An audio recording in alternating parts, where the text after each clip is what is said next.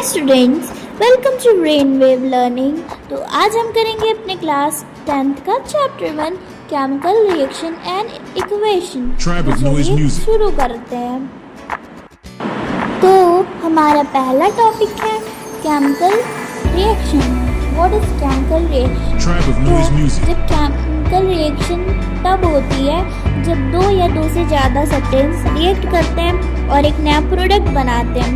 तो इसके हम कुछ एग्जांपल्स देख लेंगे, जैसे कि rusting of iron, burning of ore, formation of curd और रेस्पिरेशन एक्सेट्रा।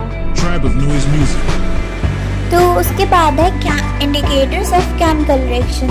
तो जब कोई केमिकल रिएक्शन होती है तो उसके होने का पता चलने के कुछ साइंस या इंडिकेटर्स होते हैं। इनका मतलब है कि रिएक्शन के दौरान एक नया सब्सटेंस बन रहा है। तो चलो इन्हें एक एक करके समझते हैं। तो पहला है चेंज इन कलर।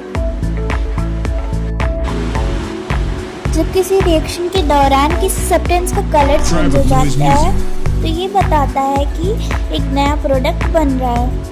तो इसके एग्जांपल्स कुछ आपको शो हो रहे हैं।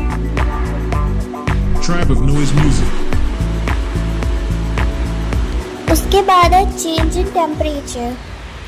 कुछ रिएक्शंस में हीट रिलीज होती है और कुछ में हीट एब्जॉर्ब होती है। तो जिसमें हीट रिलीज होती है उसे हम क्या कहते हैं? एक्सोथर्मिक। और जिसमें हीट एब्जॉर्ब होती है उन्हें हम कहते हैं एंडोथर्मिक। तो ये रहे कुछ एग्जांपल्स। इसके बाद है थर्ड वाला इवोल्यूशन ऑफ गैस।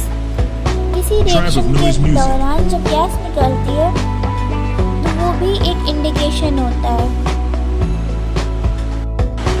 कि एक नया प्रोडक्ट बन रहा है। कुछ ये रहे कुछ एग्जांपल्स। चौथा है फॉर्मेशन ऑफ प्रेसिपिटेट। जब दो सॉल्यूशन मिक्स होते हैं और एक इनसॉल्युबल सॉलिड बन जाता है तो वो भी रिएक्शन का प्रूफ होता है।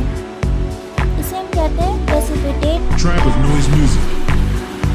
मतलब इसे बोलते हैं a precipitate is a solid that forms and settles out of a solid mixture during a chemical reaction. इसके बाद हमारा पांचवा है चेंज इन स्टेट।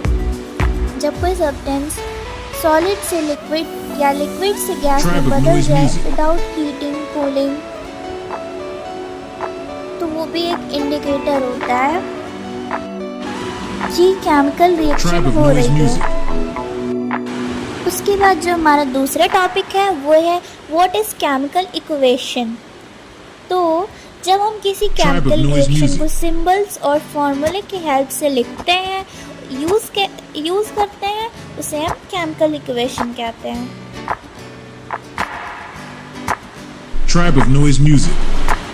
तो हम एक एग्जांपल से समझेंगे, जैसे zinc plus sulphuric acid gives out zinc sulphate plus hydrogen. Equation बनाएंगे Zn plus H2SO4 gives out ZnSO4 plus H2। इसके बाद जो हमारा थर्ड टॉपिक है वो है balanced and unbalanced chemical equations. तो अनबैलेंस्ड के एग्जांपल्स हैं जैसे H2O plus O2 gives out H2O। तो उसको बैलेंस कैसे करेंगे? 2H2 plus O2 gives out 2H2।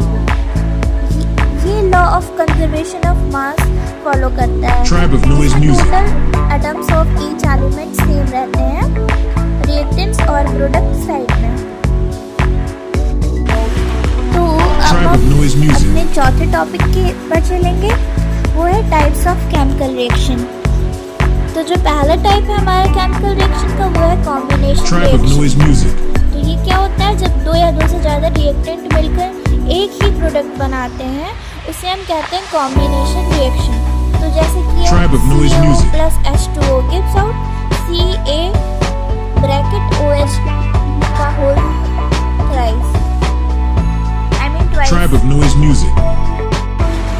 उसके बाद जो हमारा दूसरा है वो है डिकम्पोजिशन रिएक्शन। तो ये कब होता है? जब एक कंपाउंड टूटकर दो या ज़्यादा सिंपलर सब्सटेंस बनाता है, जैसे कि 2H2O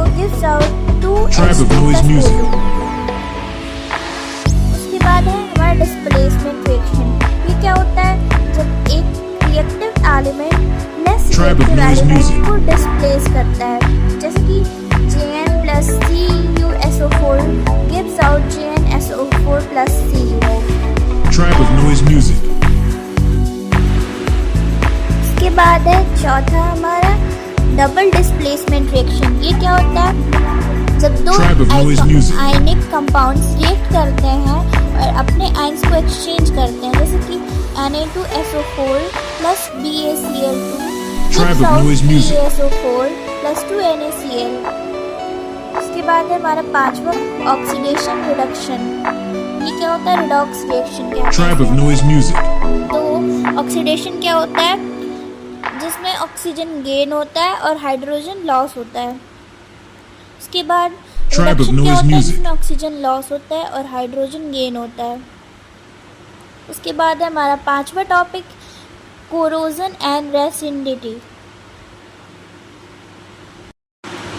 तो कोरोजन क्या होता है कि जब मेटल्स जैसे कि आयरन मॉइस्चर एयर के कांटेक्ट में आकर रस्ट करते हैं तो उसे हम क्या कहते हैं? कोरोजन। उसके बाद रेसिडिटी क्या होता है? जब फूड आइटम जिसमें फैट्स और ऑयल्स होते हैं वो ऑक्साइड हो जाते हैं और स्मेल टेस्ट बदल जाता है, उसे हम क्या कहते हैं? रेसिडिटी।